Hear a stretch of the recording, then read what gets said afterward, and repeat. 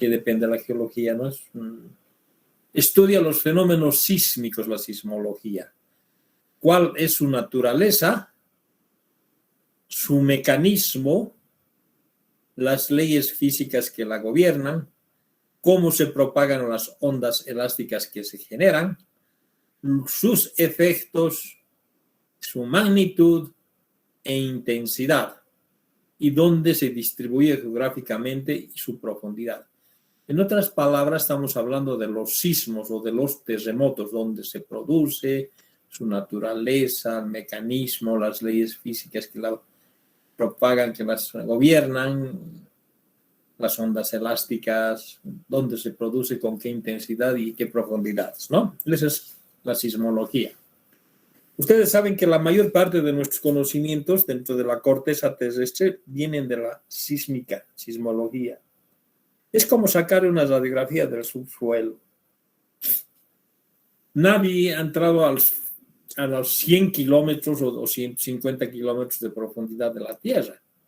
Lo máximo que se ha perforado, lo que ha hecho la ex Unión Soviética, cuando había la Unión de Repúblicos Soviéticos Socialistas, la URSS que se llamaba, donde ahora es Rusia, porque eso se ha desmembrado, país comunista.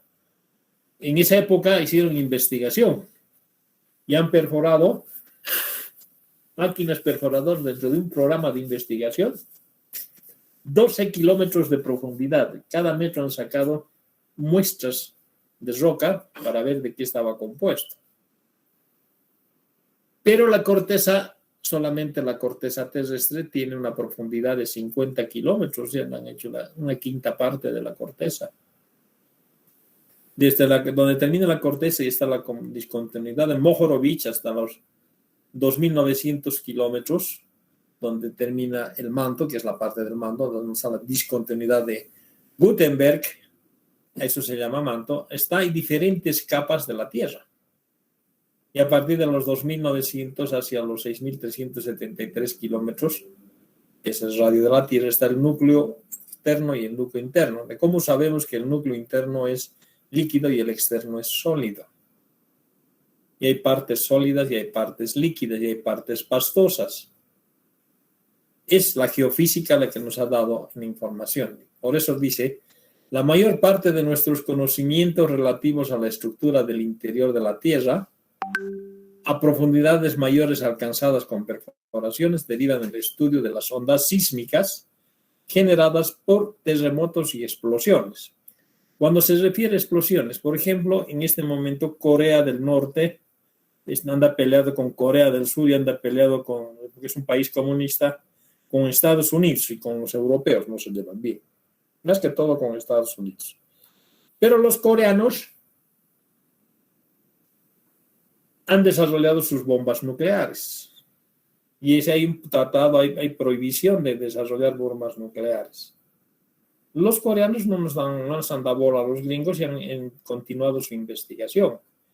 Y si ellos han hecho explotar debajo de las minas, bueno, ahora ya las han más abierto, debajo de una mina, unos 300, 400 metros de profundidad seguramente, o más, han hecho explotar bombas nucleares. Claro que en la superficie no se siente, pero las ondas sísmicas y las ondas PS-GLOB que se producen, se propagan a través de todo el mundo, a través de todo, baja la corteza, esas ondas, cruza todo lo que es el manto, llega al núcleo y sale al otro lado del mundo donde está Estados Unidos, en el otro lado, o donde están los observatorios. Entonces, cuando hay uno de ese tipo de explosiones, se preguntan si ha habido sismos y dicen que no, porque hay una red de observación sísmica a nivel mundial para prevenir sismos.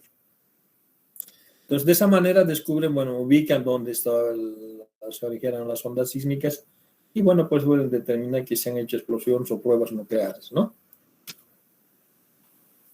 Los métodos sísmicos de exploración es lo que nos interesa a nosotros. Nosotros como ingenieros civiles vamos a hacer un puente, vamos a hacer un edificio de 20 pisos, 100 pisos, vamos a hacer una construcción de represas, cualquier obra civil, y es de magnitud, necesitamos hacer un estudio sísmico a través de los métodos de refracción, o puede ser método de refracción o reflexión. Refracción es lo que hacemos más nosotros, la parte superficial, y reflexión es más profundo, que hacen los petroleros prácticamente, ¿no? Porque ellos estudian profundidades encima de los 2.000, 3.000 kilómetros. Perdón, de los 200 o 3.000, 3.000 hasta los 10.000 metros de profundidad, o sea, 10, 12 kilómetros. Nosotros trabajamos simplemente hasta 5 metros de profundidad en la superficie, no trabajamos más. ¿En qué se basa este método sísmico de exploración? Se basan en la generación de ondas sísmicas. Ese es su principio.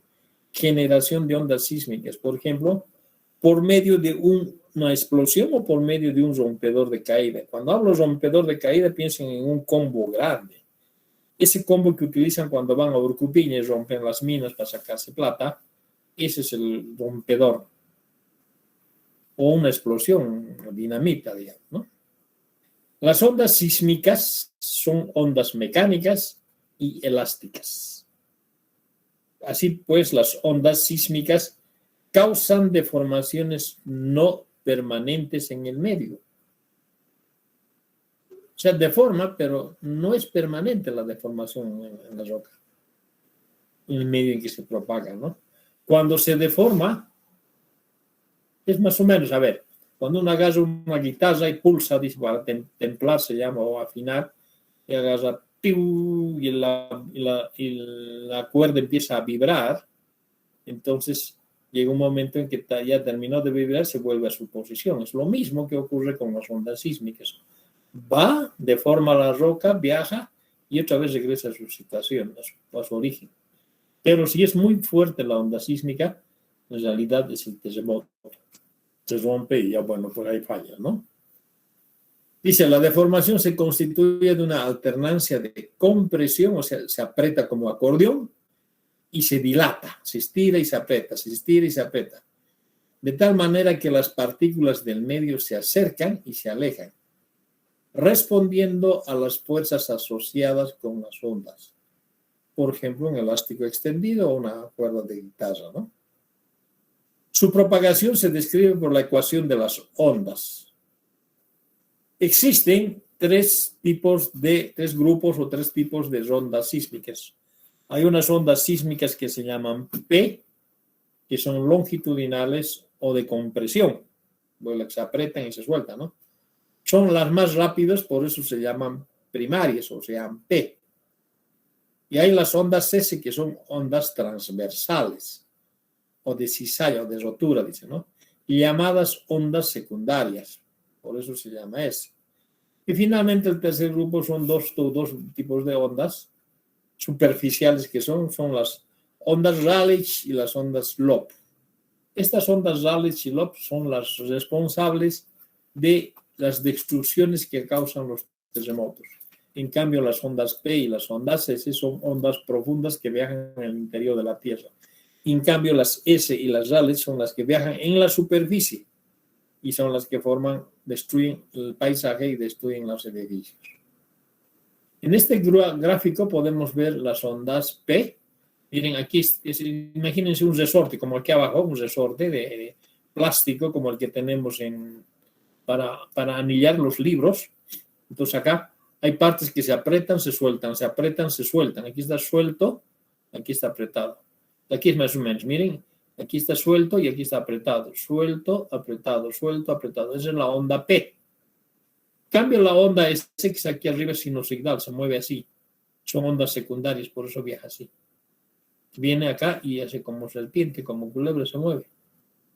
Esa es la onda S.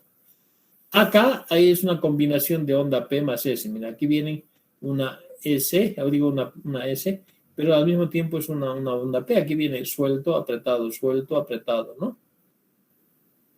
Y las Rayleigh son estos tipos de ondas, ¿no? ¿Qué calculamos nosotros con sísmica? Podemos calcular los parámetros característicos de las rocas. Estamos hablando de rocas que están en profundidad de 3.000 metros o más, o 4.000 metros. ¿Qué podemos calcular con ese método sísmico? La velocidad de las ondas P y S. Como en física, calculamos la velocidad de la onda P y la onda S. podemos calcular el coeficiente de reflexión y la densidad de la roca. Tanto la velocidad como el coeficiente de reflexión y densidad dependen de las propiedades de las rocas. Y cuando hablamos de propiedades de las rocas nos referimos a la petrografía, o sea, qué contenido de minerales tiene esa roca, cuál es su estado de compacidad, o sea, su distribución de granulometría. La porosidad, si esa roca tiene cuánto por ciento de porcentaje de poros puede tener esa roca. Y si esa roca está rellenada por aire o está rellenada por petróleo, los poros, o agua. Después podemos determinar también con esto la textura y estructura de las rocas, la temperatura y la presión. En profundidad estamos hablando de 2000 metros, ¿no? ¿Para qué nos sirve la sísmica? Nosotros podemos detectar un límite entre dos estratos litológicos, es decir, de 0 hasta 50 metros son areniscas y de 50 metros son intercalaciones, hasta los 100 son intercalaciones de arcillas mezclados con gravas, y así vamos a poder determinar la estratigrafía del subsuelo, porque no estamos viendo, pero estamos sacando datos de los datos que se registran, que son los números, ¿no? Podemos determinar una zona donde hay fallas. Hay fallas en el interior de la Tierra que no se lo ve en superficie, que están tapadas por otro material más moderno, donde los rasgos no se pueden reconocer. Entonces, pero en profundidad están las fallas, especialmente para cuando se hace represa, hay que tener en cuenta. Un cambio en el relleno del espacio poroso de la roca, o sea, puede ser que antes la roca tenía poros, pero estaba con aire, y después ahora en otro lado se encuentra en vez de aire está con petróleo. Si nosotros tenemos diferentes tipos de materiales, por ejemplo, granito, basalto, calizas y arenisca, son 4 tipos de rocas diferentes, ígnea, sedimentarias, y medimos la velocidad de las ondas P en el granito, va a más o menos una velocidad de 5.200 metros por segundo viaja. Y la onda S viaja a 3.000 metros por segundo. O sea que en un segundo viaja a 3.000 metros, ¿no? Y el otro 5.200 metros. Pero si vamos a otro material, basalto, que es más básico, que tiene menos cuarzo, menos sílice, la velocidad de la onda P es 6.400 y de la onda S es 3.200 metros por segundo. Y si es un carbonato de calcio, una caliza, la velocidad de la onda P es 2.400 y la onda S es 1.350. Y si es una arenisca pura, digamos, 3.500 es la velocidad de la onda P y 2.150 la onda S. Si yo determino la velocidad de un estrato entre 5.200, puedo decir, bueno, ese es granito. O si es 2.400, caliza, ¿no? En un análisis comparativo. Cuando hay un cambio de un medio a otro, es decir, de una roca a otra roca pasa, las ondas sísmicas tienden a cambiar su velocidad y significa también que van a separarse. Una parte de esa onda sísmica que viaja original se refleja y la otra se refracta. En 2 ondas se divide. ¿En qué consiste el método en sí? Establecer una línea base, o sea, una recta, para decir perfiles se llama eso, que cruce la zona que estoy estudiando o región a investigar. Y si hago unos 200, 300 metros de distancia, digamos, y a cada metro voy a poner, o a lo que sea, cada metro puede ser que ponga geófonos, y los geófonos son una especie de auriculares que pongo al suelo, y los conecto en serie al sismógrafo. El sismógrafo es un equipo que registra, y el sismógrafo lo conecta a una computadora. Entonces esos geófonos especiales separados a distancias determinadas captan y amplifican y transmiten ciertas ondas que se emanan de una explosión artificialmente provocada mediante explosivos o dinamita. Entonces explota la dinamita y se generan ondas y viajan a través del material, y cuando llega a la superficie los geófonos lo captan y lo transmiten al sismógrafo, ¿no? Este explosivo es de fácil manipuleo y exento de peligro, cuyas ondas, finalmente y luego de pasar por el interior del subsuelo, son recibidas por el sismógrafo, o sea, viajan por el suelo y recibe el geófono y lo pasa al sismógrafo u oscilógrafo. Nosotros en ingeniería civil, cuando estamos haciendo estudios o cuando se hace estudios de sismología de estructuras antisísmicas, utilizamos un sismógrafo, bueno, que lo llaman sismografía, oscilógrafo se llama. Eso se pone a los edificios para ver la posibilidad de riesgo sísmico, porque yo voy a construir, si hay mucho riesgo, mucha posibilidad de sismo en este sector donde yo vivo, digamos, y he determinado a través de los datos que recojo del oscilógrafo, tendré que construir con cierta precaución mi edificio para que un sismo venga y no pase nada, ¿no? Entonces, en el sismógrafo o oscilógrafo se registran debidamente en un sismograma, o sea, los datos que llegan se registran en un sismograma o diagrama expreso. Acá tenemos la superficie, todo este plomo es un tipo de roca y abajo otro tipo de roca. Entonces, la velocidad 1 y densidad 1, velocidad 2, densidad 2. Dice. Acá un hombrecito está golpeando un martillo, un combo, y esa genera una onda directa. Y aquí también ondas que viajan en esta parte de la flecha, choca en el cambio de medio y rebota. ¿Y dónde rebota? Lo revisa el geófono. Lo mismo acá, viene, rebota aquí lejos, porque está viajado en este ángulo, las ondas reflejadas, y hay otras ondas refractadas. Esta viene y viaja por el medio, por el límite y sube hacia arriba. O también puede viajar hacia abajo. En este caso, por ejemplo, tenemos la superficie que en explosivo estamos utilizando, a mayor profundidad. Hemos perforado unos 25, 8, 10 metros, digamos. Hemos puesto la dinamita y hemos hecho estallar. Y aquí tengo los geófonos que están conectados al sismógrafo y a la computadora. Bien, explosión, viene la onda roja, choca en donde la capa 1 cambia a la capa 2 en la interfase, rebota y lo detecta el geófono. Viene la negra, rebota al otro geófono. Viene la otra, han pasado, tan fuerte era la onda que ha pasado a la capa 1 y a la capa 2 y se ha reflejado. Otro ha pasado hasta la capa 3 y se ha reflejado. Entonces, estos geófonos son una especie de auriculares que reciben. Entonces, cuando yo interpreto, este es el sismograma de reflexiones de las capas, este límite está determinado acá, más o menos. Es decir, entre la capa 1 y capa 2 está dividiendo aquí.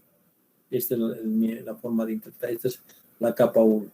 De aquí hasta acá abajo, más o menos, otra diferencia hay acá. Esta es la capa 2, que está aquí al centro. Y esta es la capa 3, la de abajo que hubo. 1, 2, 3. Y así sucesivamente vamos calculando. Ejemplo del comportamiento de las ondas sísmicas en una interfaz horizontal de dos distintos medios litológicos. Acá vamos a ver, este gráfico es elocuente. Aquí la fuente o el vibrador o la tronadura baja hacia abajo. Entre la capa 1 y capa 2 hay reflexión y otra es la refracción. Entonces vamos determinando las profundidades y el tipo de material. Este es un sismógrafo. Se utiliza en sísmica y este es un sismograma. Todo esto son sismogramas. Uno capta la velocidad de las ondas sísmicas. Bien, vamos a entrar a terremotos. Lo que nos interesa es terremotos en este caso. Y tal vez sea una de las pocas veces que vamos a poder terremoto. El terremoto es un fenómeno natural. Las fuerzas tectónicas en la corteza terrestre producen una ruptura repentina de las rocas. En este fenómeno salen diferentes ondas sísmicas que dañan las construcciones.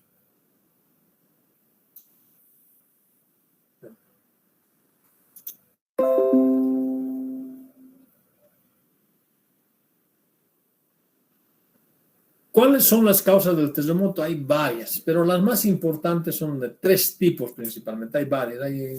Nosotros no somos geólogos, ni sismógrafos, ni geofísicos. Lo que nos interesa es conocer lo macro, ¿no? Lo más importante.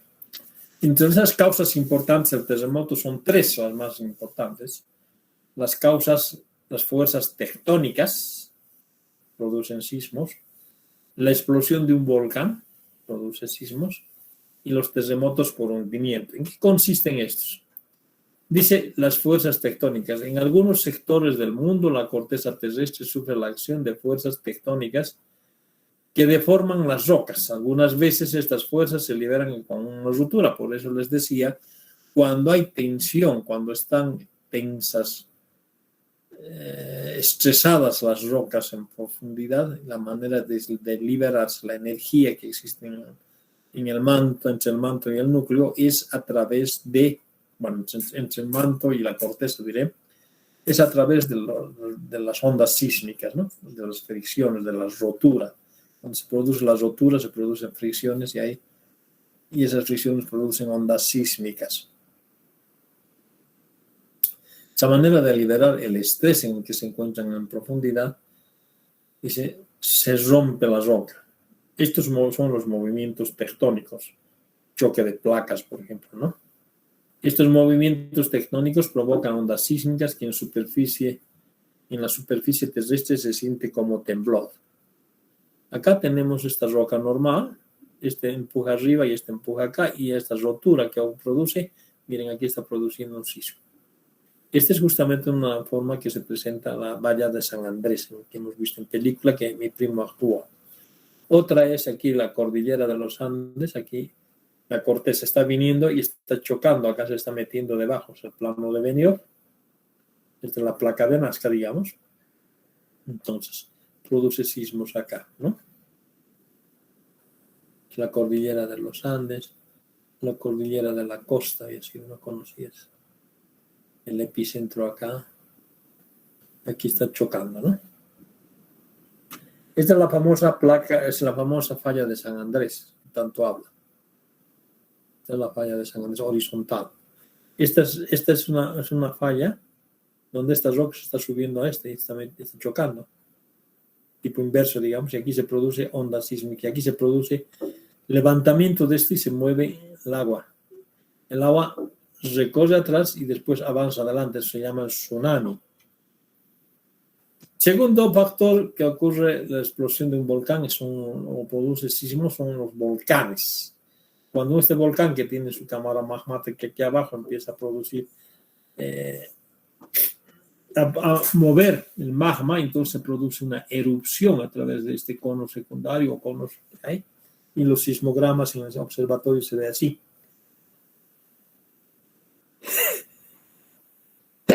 Ay, caramba, estoy resfriándome. Entonces produce sismos. Acá también se ve la ruptura de un cráter, está botando material y está produciendo ondas sísmicas. Lo mismo acá. Hay erupciones que producen ondas sísmicas. Y finalmente, otra forma de producir ondas sísmicas es cuando tengo yo una roca, una secuencia de rocas, en donde abajo es sales, roca con sal, el café y el amarillo.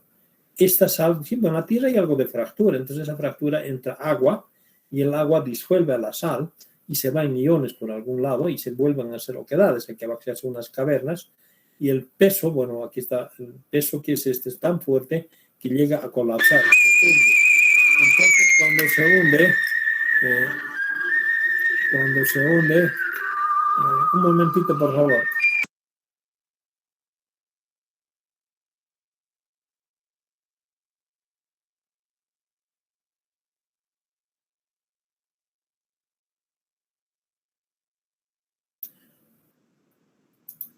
Bien, entonces esa es la forma en que se producen los tornimetros por hundimiento. Bien, mañana me voy a marcar esto acá. Marcaremos, a ver, aquí está.